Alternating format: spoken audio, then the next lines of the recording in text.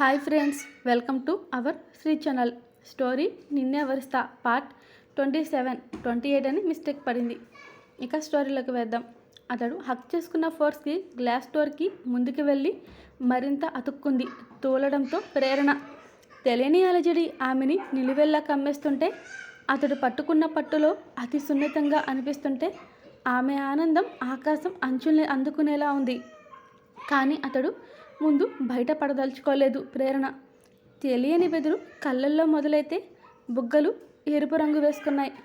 అదురుతున్న ఆదరాలలో తెలియని ఆతృత మొదలైంది. ఆమె మెడ దగ్గర తగులుతున్న వెచ్చని ఊపిరికి ఆమెలో ఊపిరి ఆగిపోయేలా ఉంది. ఇంతలో ఏం చేస్తున్నారు మీరు అని అంది ప్రేరణ. తెలియట్లేదు, కానీ feel this moment. I can't control my feelings with now on you.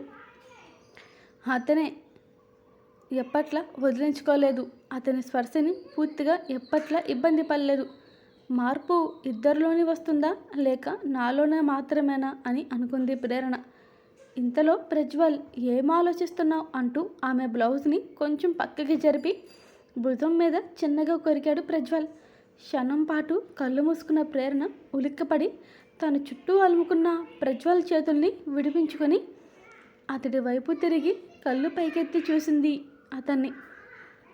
అతనితో ఏదో మాట్లాడుకుందాం అని అనుకుంది. కానీ ఏం మాట్లాడాలో అవన్నీ మర్చిపోయింది. ఆ క్షణంలో ఆమె పెదాలలో ఉన్న మౌనం ఆపేస్తుంది. అతడు చేస్తున్న పనులకి తాపం తాళలేక ఇక ఆమె నిల్చున్న చోటే అలాగే ఉంది ప్రజ్వల్ని చూస్తూ. అసలు అతడు చూపులు ఆమెపై చాలా ఇంటెన్సిటీగా ఉన్నాయి. సూదిలో చూసే అతడు చూపులకు ప్రేరణ ఎదసవడిలో భారం పెరిగింది. అతడి చూపులో ఏమర్థమైందో తెలియదు, కానీ ఆమె ఏం అర్థం చేసుకుందో కానీ ప్రేరణ మాత్రం కనురెప్పలు రెండు కిందకి వాల్చి గాని చటుక్కున ఆమె పెదవుల్ని అందుకున్నాడు ప్రజ్వల్. ఆమె చేతులు అతడి మెడ వెనుకగా సాగి లతలా అల్లితే ప్రజ్వల్ చేతులు ఆమె నడుము నుంచి పోనించి సవరతీస్తూ స్ట్రెస్ బాల్లా ప్రెస్ చేస్తూ తన చేతిని ఇంకాస్త పైకి జరిపి తన ఎత్తుల మీదకి జరిపాడు ప్రజ్వల్. దాంతో ఆమెలో కంగారు పెరిగిపోయి అనుకోకుండా ప్రజ్వల్ చేతి మీద చేతిని వెనక్కి నెట్టేసింది ప్రేరణ. వెనక్కి తిరిగి బరువెక్కిన గుండెకి ఊపిరి భారంగా తీసుకుంటుంది ఆమె.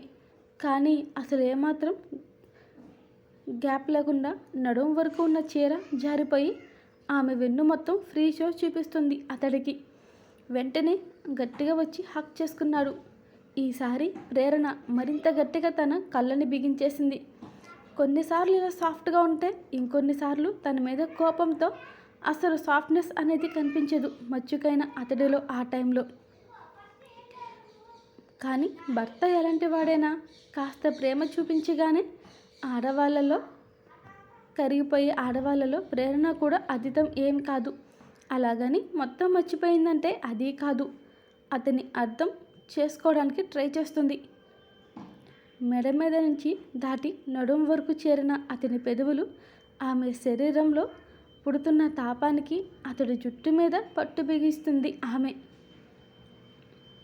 అతడి మీసాల గిలిగింతల దాటికి ఊపిరి భారమయ్యి ఆమె ఎద మరింత భారమయ్యి ఉప్పొంగింది. అతడి పెదవుల దాటికి తట్టుకోలేక కొద్ది కొద్దిగా ఇంకాస్త పైకొస్తున్న ప్రజ్వల్ ఆమె ఎత్తుల దగ్గర తన ముఖాన్ని అదిమి బ్లౌజ్ పై నుంచి తన పెదవుల్ని అద్దడం మొదలుపెట్టాడు. ఆ ప్రదేశంలో మధ్యలో అడ్డు పెడుతున్న ప్రేరణ హ్యాండ్స్ని ఆమె హ్యాండ్ని తన హ్యాండ్స్తో ఫోల్డ్ చేస్తూ విండోకి ఉన్న గ్లాస్ వాల్కి స్టిక్ చేశాడు Prajwal. Looking to my eyes, cheat చేసే వాడిలా కనిపిస్తున్నానా నీకు నీ కళ్ళకి అని అడిగాడు ప్రజ్వల్ ప్రేరణని. విచ్చుకున్న పెదవులతో లేదు అని అంది. అలాగని నీపై పూర్తి నమ్మకం కూడా లేదు అని తలదించి చెప్పేసింది ప్రేరణ తన మనసులో ఉన్నది.